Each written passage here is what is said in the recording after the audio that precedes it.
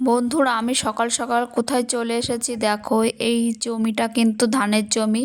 তোমরা ধান গাছ হয়তো দেখে থেকেছো, কিন্তু ধান গাছ কেমন করে কাটা হয় সেটা কিন্তু দেখোনি, এবং তারপরে কেমন দেখতে হয় সেটাও কিন্তু অনেকেই দেখোনি বা অনেকেই দেখেছো, সেটা কথা নয়। কিন্তু দেখো, আমি আজ চলে এসেছি ধানের জমিতে। ধান গাছগুলো আমাদের কাটা হয়ে গেছে, সেই ধানগুলোই কিন্তু সব ফেলে রাখা হয়েছে।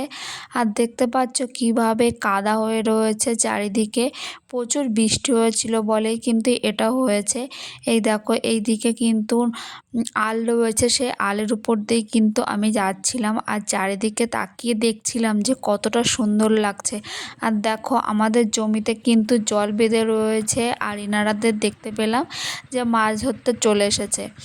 আর মাছগুলো ধরছে ঠিকই, কিন্তু ধানগুলোও খুব নষ্ট করে দিচ্ছে। সেই জন্য ইনাদের বলতে এসেছিলাম যে এরকম নষ্ট করো না, কারণ একজন কৃষক অনেক কষ্ট করেই কিন্তু ফসল ফলায়, ধান ফলিয়ে কিন্তু ঘরে তুলতে হয়। তার পিছনে কিন্তু অনেক কষ্ট থাকে একজন কৃষকের।